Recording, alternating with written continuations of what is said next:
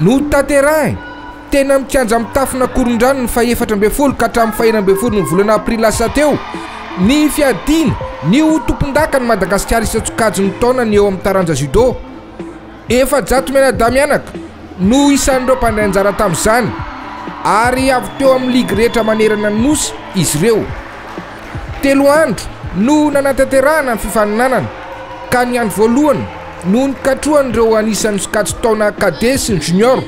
raha toko kosa ny andro faharoa ny andro minime sy ny senior ary no faranana tamin'ny kata sy ny vétéran zany ny andro fahatelo farany nambarany Andriamatoa Saïda Bruno Eric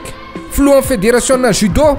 fa ity fifaninanana ity no ifatenana n'ireo isolo-tenan'ny Madagasikara amin'ny lalaon'ny nosy indrindra ho an'ireo cadet sy junior ho an'ny fiadina ny tompon-dakan'ny Afrika ho an'ny sokajy io izay atao eto Madagasikara ny 7 amby 20 ary 9 amby 20 jolay ho avy zao mitondra fanazavana trano ny filohan'ny fédération ty zany ny fifaninanana amaranana les critères de sélection afahana mitily ireo athlète afaka hiatrika ny championnat d'Afrique cadet junior zay atao eto amintsika amin'ny volana jolay 27 28 29 juillet ty ihany koa ny famaranana ny fitiliana ny ankizy alafitra l'équipe nationale amin'ny jeux des îles zay atao eto amintsika ihany koa ary ity ihany koa no afahana hijery ireo ankizy zay eritreretina azotsika hoentina miankina amin'ny ety manana foana mazava ho azy any amin'ny championnat d'Afrique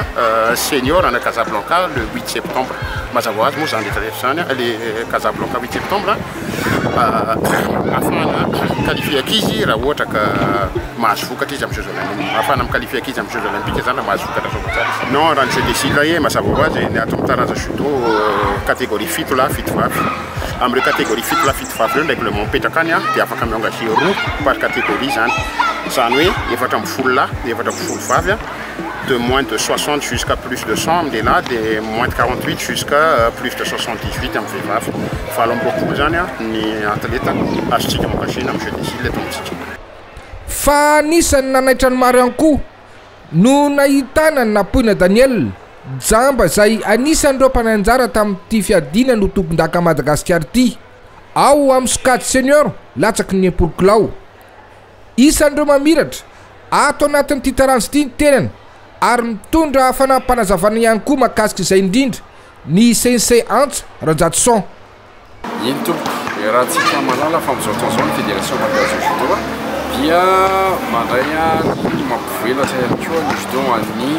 handicapé tafiditra zany ny malvoyant dia tena tiana nation teo zany dia hoe misy ny malvoyant eto Madagasikara manao judo ny faharoa ny fanazarana anazy ao anatin'ireny ambiance reny dia tena zava-dehibe tokoa mba tsy any amin'ny club any any izy manao fanazarana tena satria miatrika fananana RS-pirenena izy tafanatozina no fananana RS-pirenena tany Japon dia raha tsika nalala zany nahazo izy tamin'izany dia tamin'izay fotoana izay efa nioresa